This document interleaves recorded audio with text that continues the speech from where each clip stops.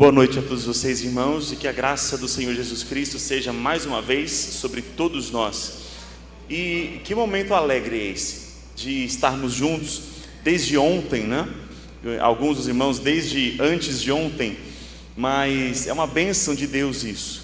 Cada lugar em que Deus me dá o privilégio de ir e compartilhar da sua palavra, é um encontro com irmãos e irmãs na fé, e pessoas compradas pelo sangue do Senhor Jesus Cristo, e que às vezes eu tenho a impressão que nós já nos conhecemos há muitos anos, e conversamos e dialogamos, mas isso é porque de fato existe uma identificação vinda da parte do Senhor e do Espírito Santo de Deus que nos une.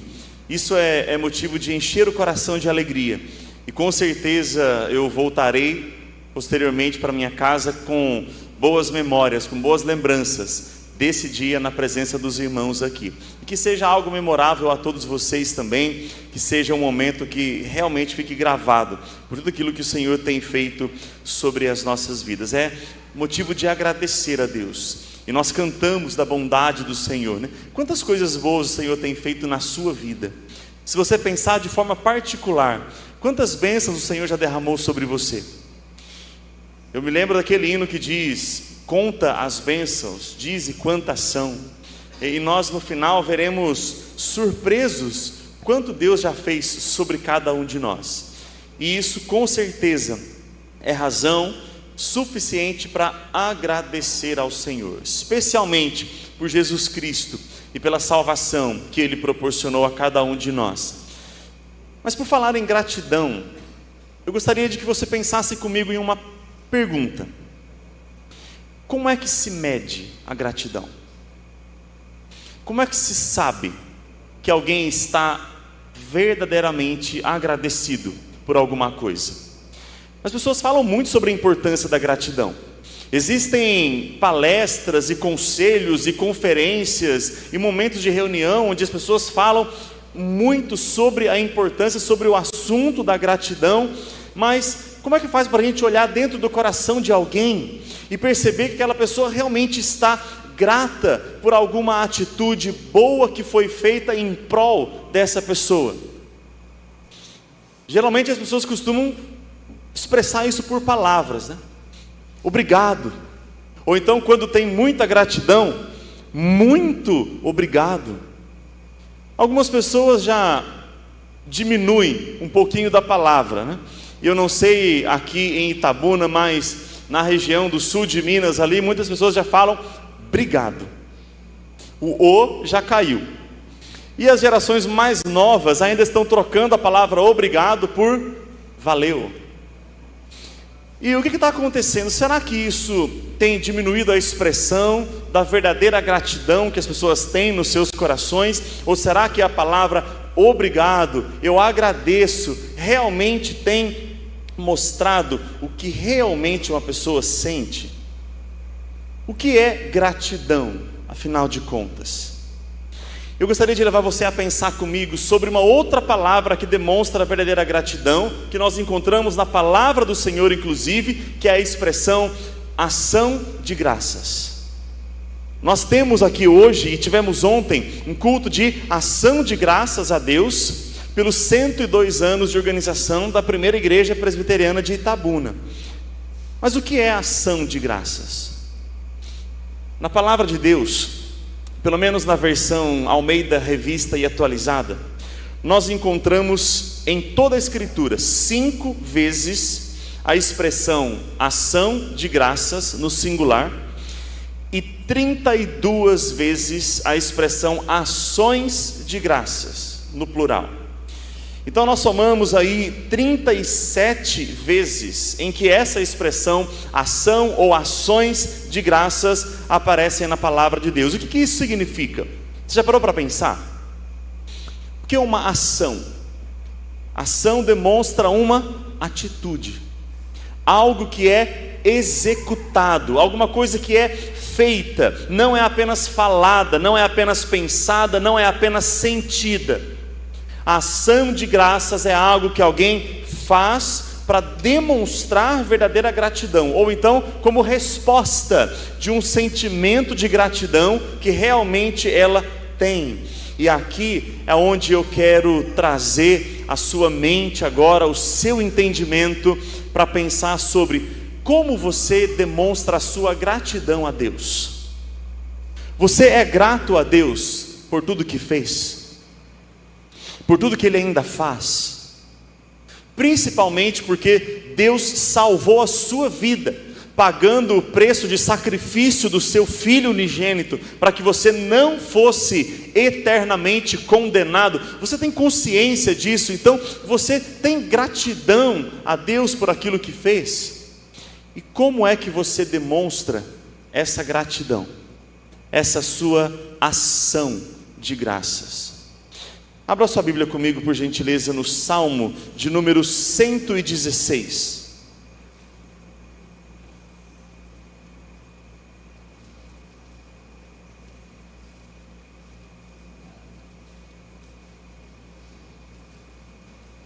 Salmo 116. Eu quero ler só os versos 12, 13 e 14. Normalmente um salmo é exposto na integralidade, né? Mas eu quero pegar só esse bloco do salmo e trazer a exposição dele para nós aqui sobre ação de graças. Salmo 116, versos 12, 13 e 14. E esse texto diz assim: que darei ao Senhor por todos os seus benefícios para comigo? Tomarei o cálice da salvação e invocarei o nome do Senhor. Cumprirei os meus votos ao Senhor na presença de todo o seu povo. Vamos orar mais uma vez? Senhor, nós somos gratos porque realmente estamos aqui celebrando aquilo que o Senhor nos deu, aquilo que o Senhor tem feito sobre cada um de nós, e especialmente o dia de hoje, em que estamos vivos graças ao Senhor, estamos juntos graças ao Senhor, e estamos celebrando esse tempo pela bondosa mão do Senhor sobre as nossas vidas. Nós agradecemos e pedimos ao Senhor que mais uma vez fale ao nosso coração, que nos encha da sua graça e da sua misericórdia, e nos ajude a entender e pôr em prática aquilo que a tua palavra nos ensina, em nome de Cristo Jesus, amém. O salmista compõe aqui o Salmo 116 como um salmo repleto de gratidão, e esse salmo é dividido em alguns blocos específicos. Você pode perceber que às vezes ele parece mudar um pouquinho de forma abrupta o tema, mas na verdade, se a gente observar a sua totalidade, a gente pode perceber que o salmista está falando de um livramento que Deus concedeu a ele. Ele não diz exatamente o que se passou, mas possivelmente era uma situação em que poderia custar a sua vida, que ele poderia realmente chegar à morte, mas ainda assim o Senhor concedeu um grande livramento a ele. E essa experiência era tão intensa que ele chega a escrever, até de uma forma poética, né, que angústias do inferno se apoderaram de mim. Isso mostra que realmente o seu coração estava extremamente angustiado, extremamente deprimido, talvez até mesmo passando por uma situação de total desespero.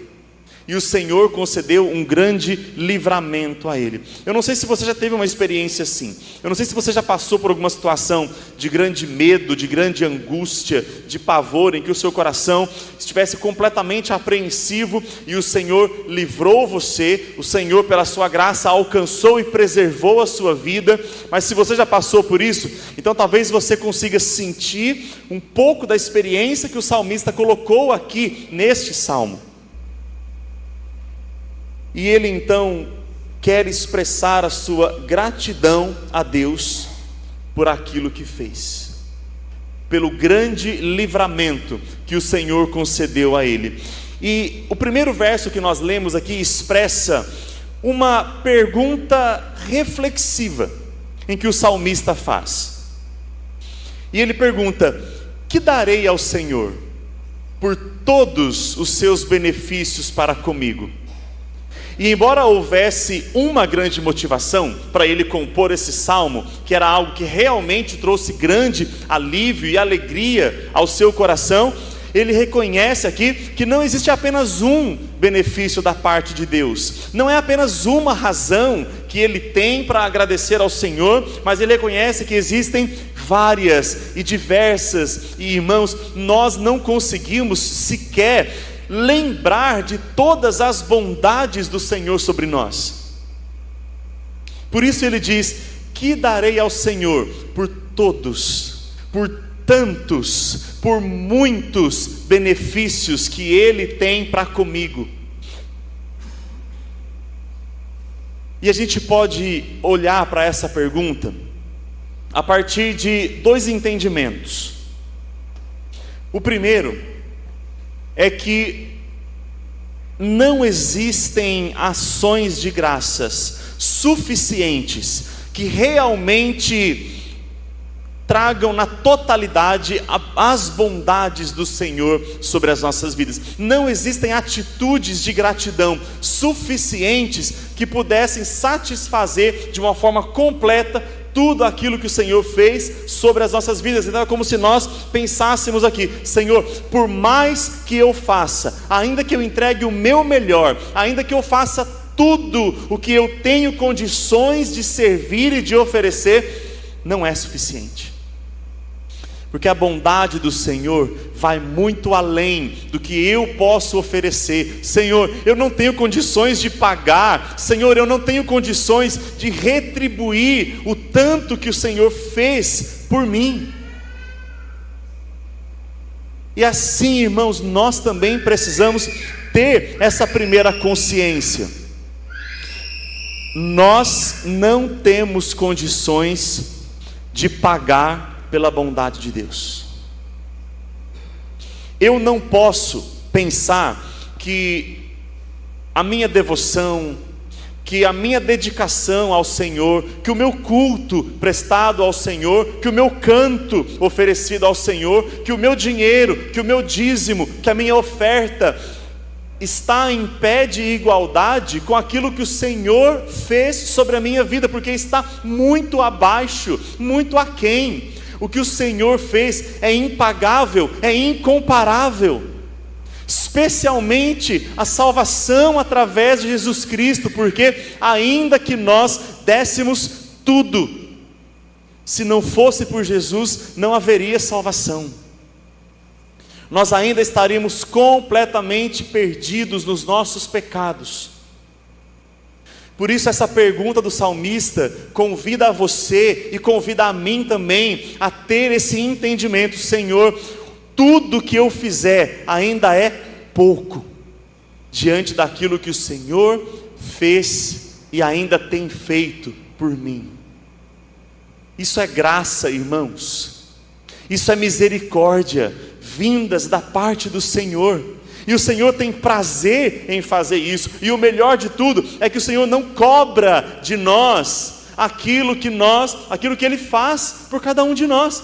Deus não olha para nós e diz: olha quanta coisa eu fiz por você, e agora, o que você está fazendo por mim? Como é que você vai retribuir aquilo que eu estou fazendo por você? Porque a nossa resposta seria: Senhor, eu não tenho como, eu não posso retribuir aquilo que o Senhor fez. Então essa pergunta nos leva a entender isso, irmãos. O que eu tenho para oferecer ao Senhor?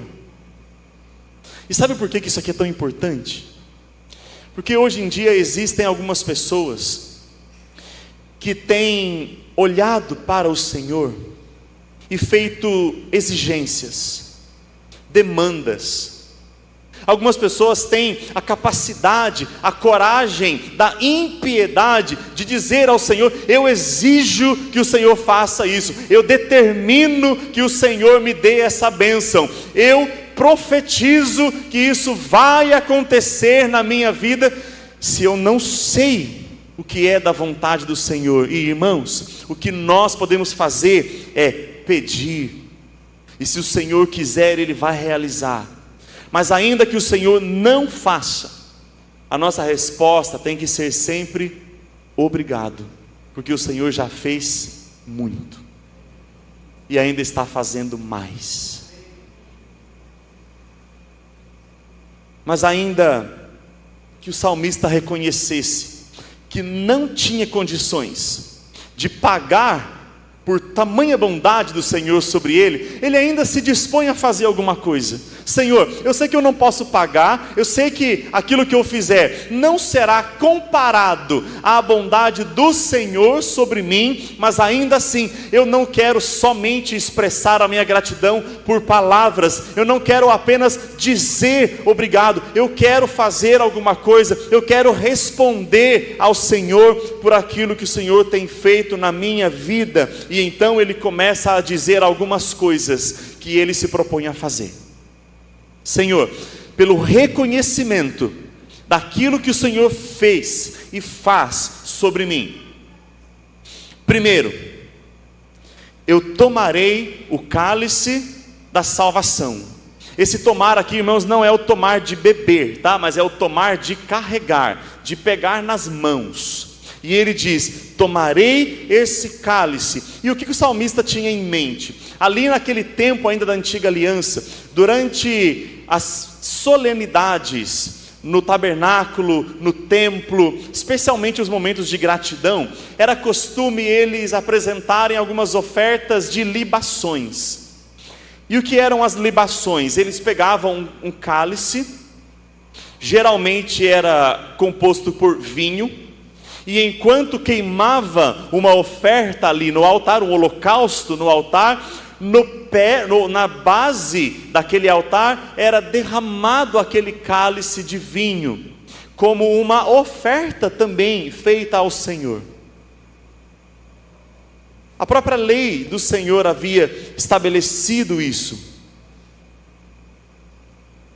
Especialmente eles deveriam fazer como gratidão, em referência ao livramento concedido pelo povo quando estava no Egito. Então, ao sair do Egito, e vários anos depois, eles iriam derramar aquele vinho, aquela libação, e lembrar: Senhor, um dia o nosso povo foi escravo, e agora o nosso povo é livre, e isso graças ao Senhor. Tantas coisas o Senhor tem feito. Então o salmista diz: eu vou tomar o cálice da salvação, o cálice do livramento, o cálice do resgate que o Senhor trouxe sobre a minha vida, e eu vou oferecer ao Senhor.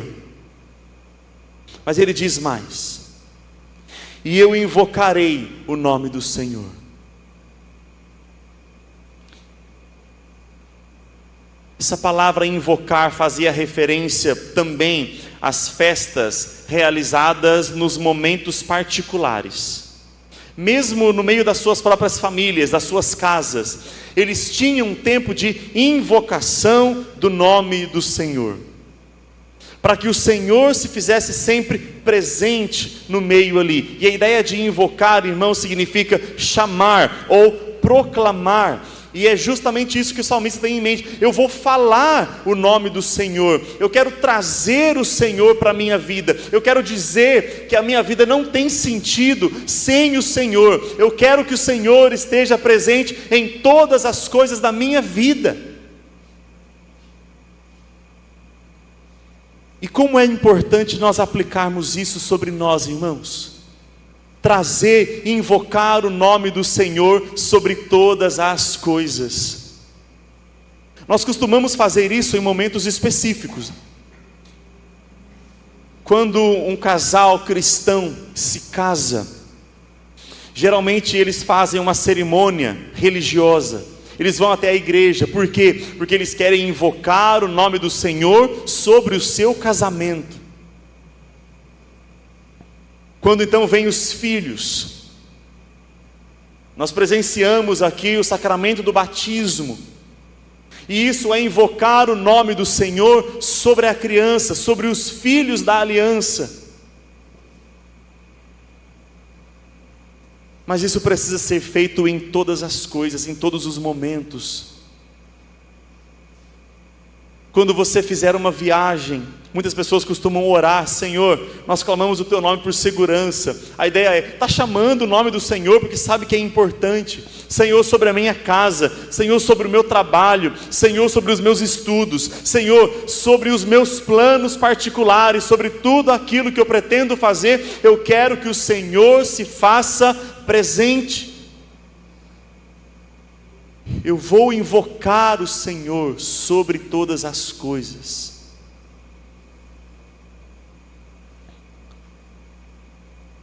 E o salmista diz ainda mais uma coisa que ele pretendia fazer: cumprirei os meus votos ao Senhor.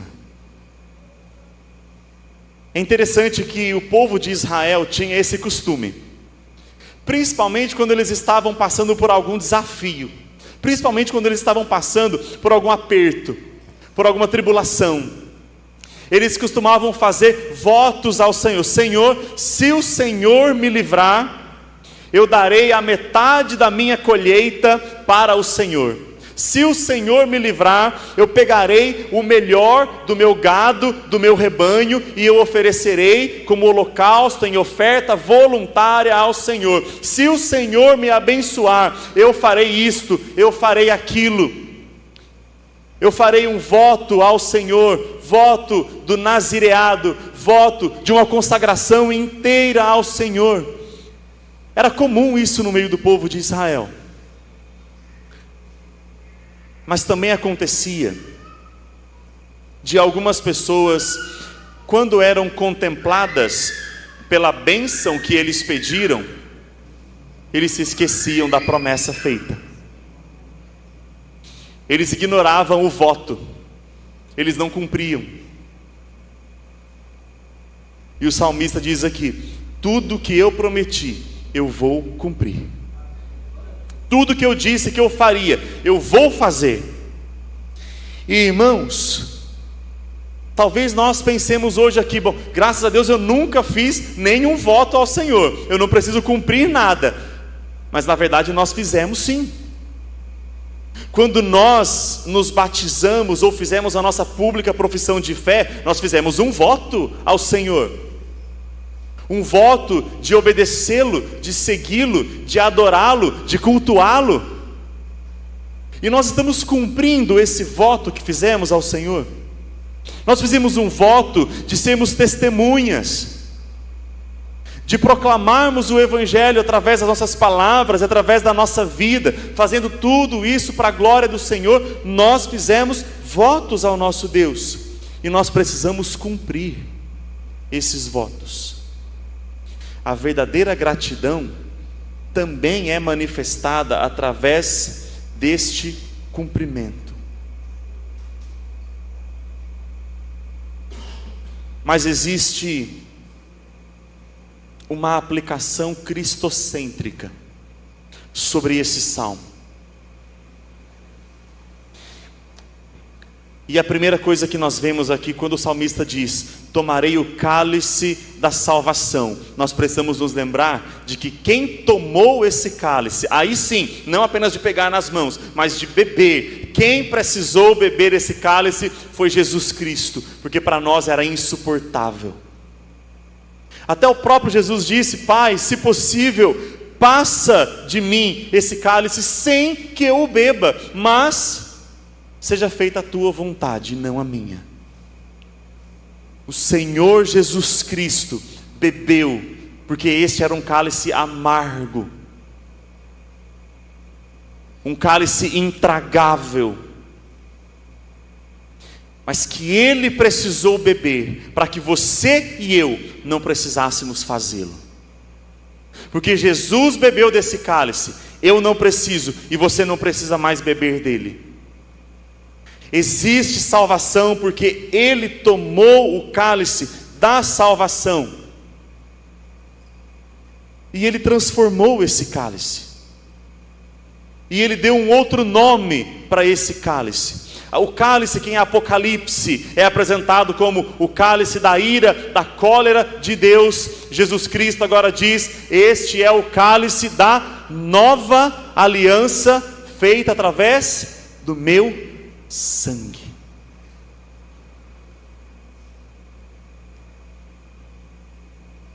E hoje mesmo nós vamos participar desta mesa do Senhor Jesus. Esse cálice que nós vamos beber hoje não é mais o cálice amargo da ira de Deus, mas é o cálice da graça, é o cálice da misericórdia, porque o Senhor transformou a ira em perdão.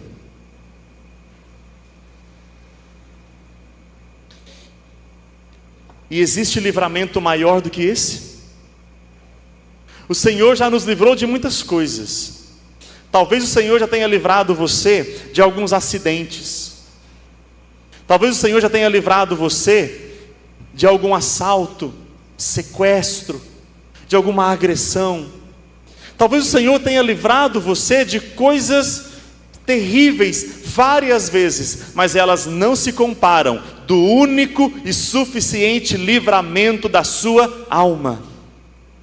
Porque o Senhor resgatou você da escravidão e da morte eterna e transportou você para o reino da salvação. E é curioso que algumas pessoas ainda ousam questionar Deus quando acontece uma catástrofe, quando acontece algum acidente, e quando um cristão perde a sua vida, às vezes por causa do Evangelho, ou às vezes por algum cataclismo, e eles dizem: onde estava o Deus deles, que não livrou daquele acidente, que não livrou daquele assassinato, que não livrou daquela perseguição? Onde estava o Deus deles? E nós precisamos pensar: o nosso Deus estava conosco em todo o tempo. Não importa se o Senhor não me livrar das catástrofes terrenas, porque Ele já me livrou da pior catástrofe, que é a morte do inferno. Esse é o grande livramento do Senhor. Esse é o mais importante livramento. E ao participarmos da ceia do Senhor, nós precisamos nos lembrar disso. Mas por fim, meus irmãos, eu gostaria que nós pudéssemos aplicar esse salmo nas nossas vidas. Eu gostaria que você parasse agora para pensar em quantas coisas boas o Senhor já fez por você. Além de celebrarmos os 102 anos de organização desta igreja, que só chegou até aqui pela bondade de Deus, você também está aqui pela bondade do Senhor. E então eu gostaria de pensar: Senhor, o que eu posso oferecer?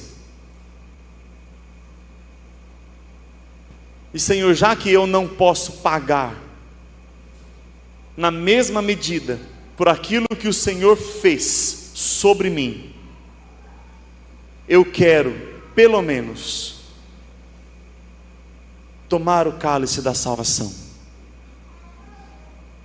E tomar o cálice da salvação não significa apenas pegar um pedaço de pão e um pequeno copo de vinho ou de suco de uva, do fruto da videira, e participar de um ritual simbólico. Não. Jesus disse: aquele que comer o meu pão, ou comer a minha carne, e beber o meu sangue, tem parte comigo. Mas irmãos, o convite é para que nós façamos isso todos os dias.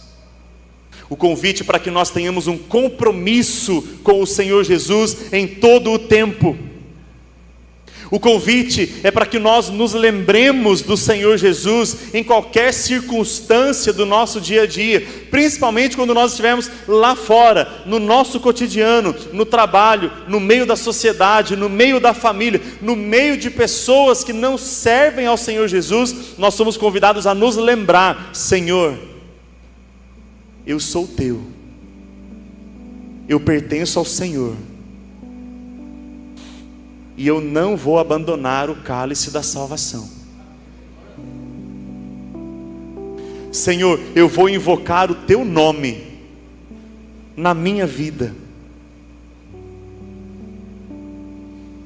É importante esse momento aqui, irmãos, e é bom nós proclamarmos o nome do Senhor. É bem-vindo que os irmãos abram a sua boca e digam glória a Deus. Isso é muito bem-vindo, mas nós precisamos fazer a mesma coisa também lá fora.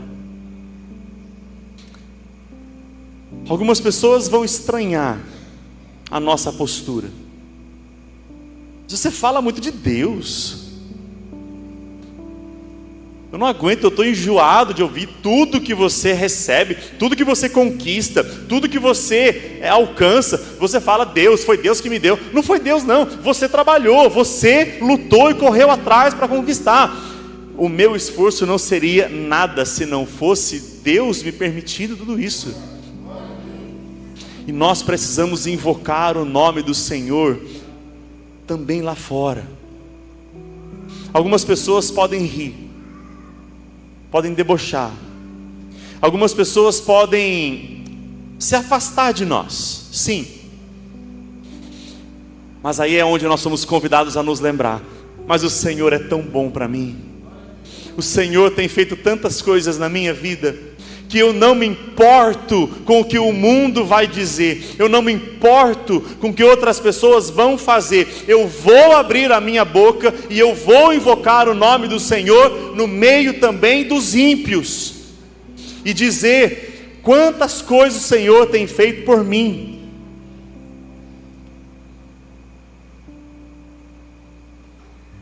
Eu vou invocar o nome do Senhor nos contextos mais adversos. Eu vou invocar o nome do Senhor sobre a minha vida. E por fim, eu vou cumprir os meus votos ao Senhor. Eu vou viver para a glória do meu Deus.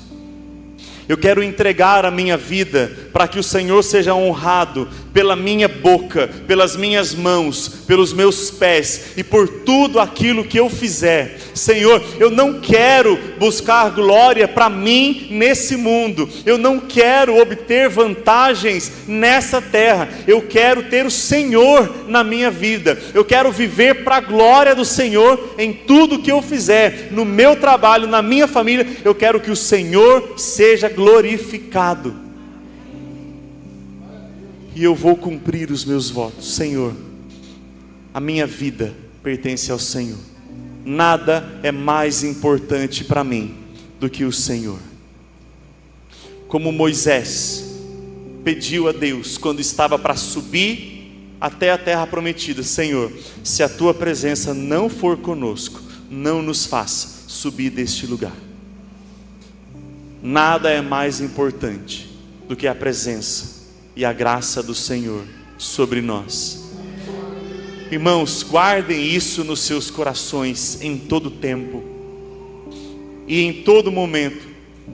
Louvem o nome do Senhor, e mesmo nas horas mais desafiadoras, agradeçam, porque o Senhor amou você de uma forma incomparável. Ninguém, nem mesmo as nossas mães, podem nos amar como Deus nos amou.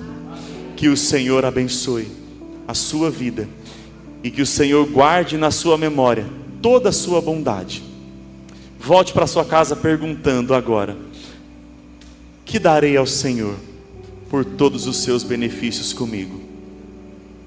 Que a sua vida seja dada ao Senhor para a honra e glória do seu nome. Amém?